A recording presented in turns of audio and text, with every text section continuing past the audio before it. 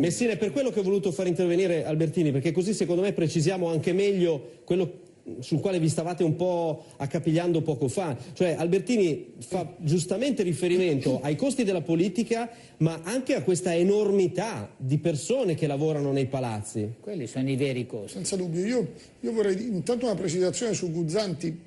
Comprendo quello che dice, ma non lo condivido. La grande evasione è quella da colpire. Ora, francamente, in Italia non bisogna evadere, non c'è dubbio, ma andiamo a fare gli spot prendendo il bambino sulla spiaggia che ha comprato il gelato e non ha lo scontrino. È chiaro che anche il gelataio deve mettere non sono i bambini del gelato, sono i professionisti, lo scontrino. sono gli artigiani, sono i cittadini italiani. Ma ci sono, Guzzanti, 180 miliardi di soldi depositati in Svizzera da italiani che hanno evaso. Hai voglia a vendere gelati, 180 miliardi. Allora non è possibile che paesi che sono sicuramente più solidi del nostro, come l'Inghilterra, la Francia, gli Stati Uniti, abbiamo tassato quelle somme al 25% e noi italiani non siamo nemmeno andati in Svizzera a prenderli, altro che forconi. E poi ecco, su Albertini, anche lì per quello che diceva, capisco, è il sistema che costa. Il problema però vero è che rischiamo di passare tutti quanti per venditori di fumo,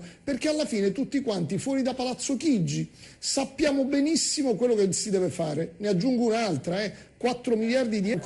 Ancora oggi in Italia li spendiamo per le auto blu, quando tutti i ministri del mondo girano in bicicletta per le loro città e fanno anche bella figura.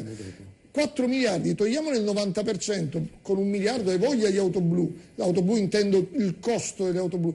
Però tutto questo lo sappiamo prima di entrare al governo. Nel momento in cui arrivi al governo c'è questa sorta di sindrome da Palazzo Chigi. Ti scordi subito quello che devi fare. Allora, o decidiamo che si devono fare alcune cose e si fanno quando si governa, oppure è inutile dire ogni volta ciò che deve essere fatto e poi quando si va al governo non si fa, non serve assolutamente a nulla. E a me pare che Monti prima, dico oggi Albertini ha precisato che appartiene a un'altra forza politica, hanno fatto un nuovo gruppo eccetera, ma vuoi dire Monti ha governato questo paese, di queste riforme non ne ha fatto nemmeno una, ha pensato sempre a tassare e a tartassare. Quello che sta facendo ahimè Letta, cioè io ho appreso l'altro giorno il ministro dell'agricoltura, buttiamo un elemento in più, il ministro dell'agricoltura è andato a protestare al Brennero per impedire che entrassero le merci in Italia. Sacrosanto, ma bisogna tutelare la filiera. Ma un ministro dovrebbe stare in Consiglio dei Ministri a fare la legge però per se evitare non che fosse questo andato accada. avrebbero detto che non si presenta. Dai, adesso aggiungo, no,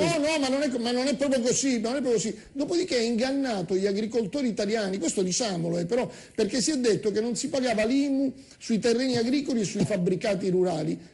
Badate che lunedì tutti gli agricoltori italiani, a eccezione di un 10% degli agricoltori, andranno a pagare l'IMU.